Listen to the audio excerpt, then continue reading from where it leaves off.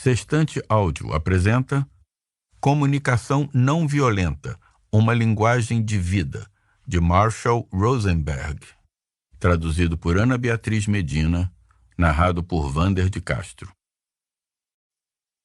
Primeira sessão. Olá, meu nome é Marshall Rosenberg. Agradeço a sua atenção e gostaria de retribuir dividindo com você algumas lições preciosas sobre a nossa conexão com as outras pessoas. Estou contentíssimo com a quantidade de gente do mundo todo que me conta como isso foi valioso para elas também. Antes de esclarecer o propósito do processo de comunicação não violenta, que é como eu chamo o que eu vou partilhar aqui, eu gostaria de contar como cheguei até ele. Passei a infância em Detroit, no estado de Michigan. Minha família se mudou para lá bem na época dos confrontos raciais, em 1943. Nós fomos morar num bairro situado no coração desses conflitos. Então, 4 dias depois que as tensões começaram, umas 30 pessoas foram mortas. Minha família não pôde sair de casa nesse período. Tivemos que ficar trancados para nossa própria segurança. Aquilo me ensinou uma grande lição que impacta com o que vou dividir aqui. Eu me fiz uma pergunta importante. O que acontece com a gente? O que acontece conosco que nos leva a apreciar a violência e partir para a violência contra o outro por coisas como cor da pele, religião, etc. Claro que aquilo me assustou bastante quando menino e não deixou de me assustar com o passar do tempo. Nos anos seguintes, estudei profundamente o que acontece conosco para tomarmos esse rumo. Ao mesmo tempo que fui exposto àquela violência na comunidade, eu fico contente porque eu tive a bênção de ver que aquela não é a nossa verdadeira natureza. Estive perto de muita gente que sabia demonstrar compaixão e cuidar dos outros. Por isso eu sabia que, no fundo, aquela violência não era assim tão natural. Tive a sorte de conviver com parentes capazes de muita compaixão. E foi ótimo ter amigos com famílias assim também. Então, eu sabia que havia como se comportar de um jeito mais próximo da nossa natureza. Mas aquela pergunta continuou na minha cabeça. O que acontece conosco que nos afasta de nossa natureza compassiva? E o que fazer para que estejamos sempre comprometidos com essa natureza, independentemente do que aconteça? Quando decidi que era hora de escolher o que fazer da vida, quis descobrir o máximo possível sobre essas duas indagações, ou seja, o que nos transforma em pessoas violentas e o que podemos fazer para manter a nossa natureza compassiva. Na minha família, ninguém tinha cursado uma universidade ainda, e eu tive essa chance. Eu me perguntei, que profissão me ajudaria a seguir esse caminho? Escolhi a psicologia, porque achava que as pessoas violentas deviam sofrer de alguma enfermidade mental e talvez a melhor contribuição que eu pudesse dar ao mundo seria curar as doenças que as levavam à violência.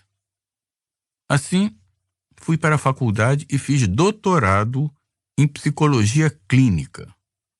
Só que, durante os meus estudos, eu conheci um professor que me ajudou a ver alguns riscos nos conceitos por trás da minha formação em psicologia clínica. Ele me fez entender que a doença mental, entre aspas, talvez não fosse uma metáfora muito boa e que seria melhor enxergar o fenômeno não como doença, mas como um tipo de formação cultural. Assim, talvez o necessário fosse não uma terapia típica, e sim fazer com que as pessoas que eram violentas consigo mesmas e com os outros recebessem um tipo diferente de educação, capaz de Ação não violenta. Técnicas para aprimorar relacionamentos pessoais e profissionais. Escrito por Marshall B. Rosenberg e narrado por João Domingues. Prefácio. Crescer como pessoa de cor na África do Sul do Apartheid, na década de 1940, não era nada agradável. Principalmente se você era brutalmente lembrado da cor da sua pele a cada momento do dia. Depois, ser espancado aos 10 anos por jovens brancos que o consideravam negro demais e em seguida por jovens negros que o consideravam branco demais, era uma experiência humilhante que poderia levar qualquer um à vingança violenta. Fiquei tão indignado com essa vivência que meus pais decidiram me levar para a Índia e me deixar por algum tempo com meu avô, o lendário Mohandas Karamchand Gandhi, para que eu pudesse aprender com ele a lidar com a raiva, a frustração, a discriminação e a humilhação que o preconceito racial violento pode provocar. Naqueles 18 meses, aprendi mais do que esperava. Hoje, meu único arrependimento é que eu tinha apenas 13 anos e ainda por cima era aluno medíocre. Se eu fosse mais velho, um pouco mais sensato e pensasse mais, poderia ter aprendido muito mais. No entanto, as pessoas devem se contentar com o que recebem e não ser demasiado gananciosas. Uma lição fundamental no modo de vida não violento. Como poderia esquecer isso? Uma das muitas coisas que aprendi com meu avô foi a compreender a profundidade e a amplitude da não violência e a reconhecer que somos todos violentos e precisamos efetuar uma mudança qualitativa em nossas atitudes. Com frequência, não reconhecemos nossa violência porque somos ignorantes a respeito dela. Presumimos que não somos violentos porque nossa visão da violência é aquela de brigar, matar, espancar e guerrear, o tipo de coisa que os indivíduos comuns não fazem. Para me fazer compreender isso, meu avô me fez desenhar uma árvore genealógica da violência, usando os mesmos princípios usados nas árvores genealógicas das famílias. Seu argumento era que eu entenderia melhor a não violência se compreendesse e reconhecesse a violência que existe no mundo. Toda noite, ele me ajudava a analisar os acontecimentos do dia. Tudo o que eu experimentara, lera, vira ou fizera aos outros, e a colocá-los na árvore, sob as rubricas física, a violência em que se tivesse empregado força física, ou passiva, a violência em que o sofrimento tivesse sido mais de natureza emocional. Em poucos meses, cobri uma parede de meu quarto com atos de violência passiva, a qual meu avô descrevia como mais insidiosa que a violência física. Ele explicava que, no fim das contas, a violência passiva gerava raiva na vítima, que, como indivíduo ou membro de uma coletividade, respondia violentamente. Em outras palavras, é a violência passiva que alimenta a fornalha da violência física. Em razão de não compreendermos ou analisarmos esse conceito, todos os esforços pela paz não frutificam ou alcançam apenas uma paz temporária. Como podemos apagar um incêndio se antes não cortamos o suprimento de combustível que alimenta as chamas? Meu avô sempre enfatizou de forma eloquente a necessidade da não violência nas comunicações, algo que Marshall Rosenberg vem fazendo de modo admirável há muitos anos, em seus escritos e seminários.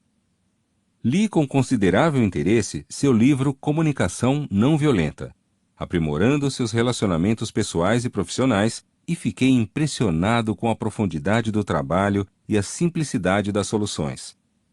A menos que nos tornemos a mudança que desejamos ver acontecer no mundo, como diria meu avô, nenhuma mudança jamais acontecerá. Infelizmente, estamos todos esperando que os outros mudem primeiro. A não violência não é uma estratégia que se possa utilizar hoje e descartar amanhã, nem é algo que nos torne dóceis ou facilmente influenciáveis. Trata-se, isto sim, de inculcar atitudes positivas em lugar das atitudes negativas que nos dominam. Tudo o que fazemos é condicionado por motivações egoístas. Que vantagem eu levo nisso? E essa constatação se revela ainda mais verdadeira numa sociedade esmagadoramente materialista, que prospera com base num duro individualismo. Nenhum desses conceitos negativos leva à construção de uma família, comunidade, sociedade ou nação homogênea. Não é importante que nos reunamos nos momentos de crise e demonstremos patriotismo agitando a bandeira. Não basta que nos tornemos uma superpotência construindo um arsenal que possa destruir várias vezes este mundo. Não é suficiente que subjuguemos o resto do mundo com nosso poderio militar, porque não se pode construir a paz sobre alicerces de medo. A não violência significa permitirmos que venha à tona aquilo que existe de positivo em nós e que sejamos dominados pelo amor, respeito, compreensão, gratidão, compaixão e preocupação com os outros, em vez de o sermos pelas atitudes egocêntricas, egoístas, gananciosas, odientas, preconceituosas, suspeitosas e agressivas que costumam dominar nosso pensamento. É comum ouvirmos as pessoas dizerem: este é um mundo cruel e se a gente quer sobreviver, também tem de ser cruel. Tomo humildemente a liberdade de discordar de tal argumento. O mundo em que vivemos é aquilo que fazemos dele. Se hoje é impiedoso, foi porque nossas atitudes o tornaram assim. Se mudarmos a nós mesmos, poderemos mudar o mundo, e essa mudança começará por nossa linguagem e nossos métodos de comunicação. Recomendo entusiasticamente este livro e a aplicação do processo de comunicação não violenta que ele prega. É um primeiro passo significativo para mudarmos nossa comunicação e criarmos um mundo mais compassivo. Arun Gandhi, fundador e presidente do M.K. Gandhi Institute for Nonviolence. Palavras são janelas, ou são paredes. Sinto-me tão condenada por suas palavras, tão julgada e dispensada. Antes de ir, preciso saber. Foi isso que você quis dizer? Antes que eu me levante em minha defesa, antes que eu fale com mágoa ou medo, antes que eu erga aquela muralha de palavras, responda: eu realmente ouvi isso? Palavras são janelas ou são paredes. Elas nos condenam ou nos libertam. Quando eu falar e quando eu ouvir, que a luz do amor brilhe através de mim. Há coisas que preciso dizer, coisas que significam muito para mim. Se minhas palavras não forem claras, você me ajudará a me libertar? Se pareci menosprezar você, se você sentiu que não me importei, tente escutar por entre as minhas palavras os sentimentos que compartilhamos. Ruth Bibermeyer. 1. Do fundo do coração. O cerne da comunicação não violenta. O que eu quero em minha vida é compaixão, um fluxo entre mim mesmo e os outros, com base numa entrega mútua, do fundo do coração. Marshall B. Rosenberg. Introdução. Acredito que é de nossa natureza gostar de dar e receber de forma compassiva. Assim, durante a maior parte da vida, tenho me preocupado com duas questões. O que acontece que nos desliga de nossa natureza compassiva, levando-nos a nos comportarmos de maneira violenta e baseada na exploração das outras pessoas? E, inversamente, o que permite que algumas pessoas permaneçam ligadas à sua natureza compassiva, mesmo nas circunstâncias mais penosas? Minha preocupação com essas questões começou na infância, por volta do verão de 1943, quando nossa família se mudou para Detroit. Na segunda semana após nossa chegada, eclodiu um conflito racial, que começou com um incidente num parque público. Nos dias seguintes, mais de 40 pessoas foram mortas. Nosso bairro ficava no centro da violência, e passamos 3 dias trancados em casa. Quando terminaram os tumultos raciais e começaram as aulas, descobri que o nome pode ser tão perigoso quanto qualquer cor de pele. Quando o professor disse meu nome durante a chamada, 2 meninos me encararam e perguntaram com veneno: "Você é Kiki?" Eu nunca tinha ouvido aquela palavra e não sabia que algumas pessoas a utilizavam de maneira depreciativa para se referir aos judeus. Depois da aula, os 2 já estavam me esperando. Eles me jogaram no chão, me chutaram e me bateram. Desde aquele verão de 1943, venho examinando aquelas 2 questões que mencionei. O que nos permite, por exemplo, permanecer sintonizados com nossa natureza compassiva até nas piores circunstâncias? Penso em pessoas como Etty Hillson, que continuou compassiva mesmo quando sujeita às grotescas condições de um campo de concentração alemão. Na época, ela escreveu: "Não é fácil me amedrontar. Não porque eu seja corajosa, mas porque eu sei que estou lidando com seres humanos e que preciso tentar ao máximo compreender tudo que qualquer pessoa possa fazer." E foi isso o que realmente importou hoje de manhã. Não que um jovem oficial da Gestapo contrariado tenha gritado comigo, mas sim que eu não tenha me sentido indignada, antes tenha sentido verdadeira compaixão e desejado perguntar: "O senhor teve uma infância muito infeliz? Brigou com a namorada?" Ele parecia atormentado e obcecado, mal-humorado e fraco. Eu gostaria de ter começado a tratá-lo ali mesmo, pois sei que jovens dignos de pena como ele se tornam perigosos tão logo fiquem soltos no mundo. Etty Hillson, A Diary. Enquanto estudava os fatores que afetam nossa capacidade de nos mantermos compassivos, fiquei impressionado com o papel crucial da linguagem e do uso das palavras. Desde então, identifiquei uma abordagem específica da comunicação, falar e ouvir, que nos leva a nos entregarmos de coração, ligando-nos a nós mesmos e aos outros de maneira tal que permite que nossa compaixão natural floresça. Denomino essa abordagem comunicação não violenta, usando o termo não violência na mesma acepção que lhe atribuía Gandhi, referindo-se a nosso estado compassivo natural quando a violência houver se afastado do coração. Embora possamos não considerar violenta a maneira de falarmos, nossas palavras não raro induzem a mágoa e a dor, seja para os outros, seja para nós mesmos. Em algumas comunidades, o processo que estou descrevendo é conhecido como comunicação compassiva. Em todo este livro, a abreviatura CNV será utilizada para se referir à comunicação não violenta. CNV, uma forma de comunicação que nos leva a nos entregarmos de coração. Uma maneira de concentrar a atenção. A CNV se baseia em habilidades de linguagem e comunicação, que fortalecem a capacidade de continuarmos humanos, mesmo em condições adversas. Ela não tem nada de novo.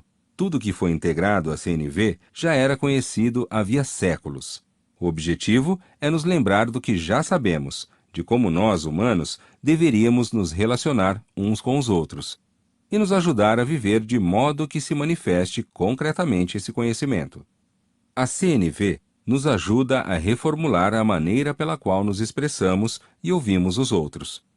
Nossas palavras, em vez de serem reações repetitivas e automáticas, tornam-se respostas conscientes, firmemente baseadas na consciência do que estamos percebendo, sentindo e desejando. Somos levados a nos expressar com honestidade e clareza, ao mesmo tempo que damos aos outros uma atenção respeitosa e empática. Em toda troca, acabamos escutando nossas necessidades mais profundas e as dos outros. A CNV nos ensina a observarmos cuidadosamente e sermos capazes de identificar os comportamentos e as condições que estão nos afetando. Aprendemos a identificar e a articular claramente o que de fato desejamos em determinada situação. A forma é simples, mas profundamente transformadora. À medida que a CNV substitui nossos velhos padrões de defesa, recuo ou ataque diante de julgamentos e críticas, vamos percebendo a nós e aos outros, assim como nossas intenções e relacionamentos, por um enfoque novo. A resistência, a postura defensiva e as reações violentas são minimizadas. Quando nos concentramos em tornar mais claro o que o outro está observando, sentindo e necessitando em vez de diagnosticar e julgar, descobrimos a profundidade de nossa própria compaixão. Pela ênfase em escutar profundamente a nós e aos outros, a CNV promove o respeito, a atenção e a empatia, e gera o mútuo desejo de nos entregarmos de coração. Quando utilizamos a CNV para ouvir nossas necessidades mais profundas e as dos outros, percebemos os relacionamentos por um novo enfoque. Embora eu me refira à CNV como processo de comunicação ou linguagem da compaixão, ela é mais que processo ou linguagem. Num nível mais profundo, ela é um lembrete permanente para mantermos nossa atenção concentrada lá onde é mais provável acharmos o que procuramos. Existe a história de um homem agachado debaixo de um poste de iluminação, procurando alguma coisa. Um policial passa e pergunta o que ele está fazendo.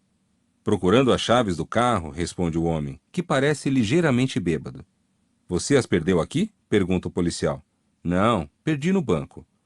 Vendo a expressão intrigada do policial, o homem se apressa a explicar. É que a luz está muito melhor aqui. Acho que meu condicionamento cultural me leva a concentrar a atenção em lugares onde é improvável que eu consiga o que quero. Desenvolvi a CNV como uma maneira de fazer brilhar a luz da consciência, de condicionar minha atenção a se concentrar em pontos que tenham o potencial de me dar o que procuro. O que almejo em minha vida é compaixão, um fluxo entre mim e os outros, com base numa entrega mútua, do fundo do coração. Vamos fazer brilhar a luz da consciência nos pontos em que possamos esperar achar aquilo que procuramos. Essa característica da compaixão, que denomino entregar-se de coração, se expressa na letra da canção Given To, composta por minha amiga Ruth Bibermeyer em 1978. Nunca me sinto mais presenteada do que quando você recebe algo de mim, quando você compreende a alegria que sinto ao lhe dar algo. E você sabe que estou dando aquilo não para fazer você ficar me devendo, mas porque quero viver o amor que sinto por você. Receber algo com boa vontade pode ser a maior entrega. Eu nunca conseguiria separar as duas coisas. Quando você me dá algo, eu lhe dou o meu receber. Quando você recebe algo de mim, eu me sinto tão presenteada. Quando nos entregamos de coração, nossos atos brotam da alegria que surge e resplandece sempre que enriquecemos de boa vontade a vida de outra pessoa. Isso beneficia tanto quem doa quanto quem recebe. Este último aprecia o presente sem se preocupar com as consequências que acompanham o que foi dado por medo, culpa, vergonha ou desejo de lucrar alguma coisa. Quem doa se beneficia daquele reforço de autoestima que se produz sempre que vemos nossos esforços contribuírem para o bem-estar de alguém. Para usarmos a CNV, as pessoas com quem estamos nos comunicando não precisam conhecê-la, ou mesmo estar motivadas a se comunicar compassivamente conosco.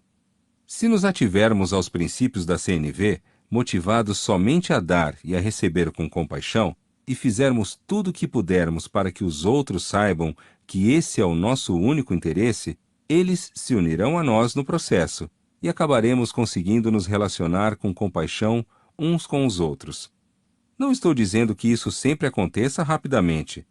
Afirmo, entretanto, que a compaixão inevitavelmente floresce quando nos mantemos fiéis aos princípios e ao processo da CNV. O processo da CNV. Para chegar ao mútuo desejo de nos entregarmos de coração, concentramos a luz da consciência em 4 áreas, às quais nos referiremos como os 4 componentes do modelo da CNV. Primeiramente, observamos o que está de fato acontecendo numa situação. O que estamos vendo os outros dizerem ou fazerem que é enriquecedor ou não para a nossa vida.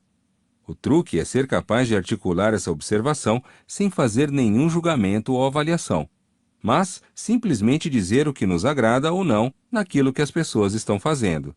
Em seguida, identificamos como nos sentimos ao observar aquela ação: magoados, assustados, alegres, divertidos, irritados, etc. Em terceiro lugar, reconhecemos quais de nossas necessidades estão ligadas aos sentimentos que identificamos aí. Temos consciência desses 3 componentes quando usamos a CNV para expressar clara e honestamente como estamos. Os 4 componentes da CNV. 1. Observação. 2. Sentimento. 3. Necessidades. 4. Pedido. Uma mãe poderia expressar essas 3 coisas ao filho adolescente dizendo, por exemplo, Roberto, quando eu vejo 2 bolas de meia sujas debaixo da mesinha e mais 3 perto da TV, fico irritada, porque preciso de mais ordem no espaço que usamos em comum. Ela imediatamente continuaria com o 4º componente, um pedido bem específico. Você poderia colocar suas meias no seu quarto ou na lavadora? Esse componente enfoca o que estamos querendo da outra pessoa, para enriquecer nossa vida ou torná-la mais maravilhosa. Assim, parte da CNV consiste em expressar as 4 informações muito claramente, seja de forma verbal, seja por outros meios. O outro aspecto dessa forma de comunicação consiste em receber aquelas mesmas 4 informações dos outros. Nós nos ligamos a eles primeiramente percebendo o que estão observando e sentindo, e do que estão precisando, e depois descobrindo o que poderia enriquecer suas vidas ao receberem a 4ª informação, o pedido. À medida que mantivermos nossa atenção concentrada nessas áreas e ajudarmos os outros a fazerem o mesmo, estabeleceremos um fluxo de comunicação dos 2 lados, até a compaixão se manifestar naturalmente. O que estou observando, sentindo e do que estou necessitando. O que estou pedindo para enriquecer minha vida. O que você está observando, sentindo e do que está necessitando. O que você está pedindo para enriquecer sua vida. O processo da CNV. As ações concretas que estamos observando e que afetam nosso bem-estar. Como nos sentimos em relação ao que estamos observando. As necessidades, valores, desejos, etc., que estão gerando nossos sentimentos. As ações concretas que pedimos para enriquecer nossa vida. Ao usarmos esse processo, podemos começar nos expressando ou então recebendo com empatia essas 4 informações dos outros. Dos capítulos 3 ao 6,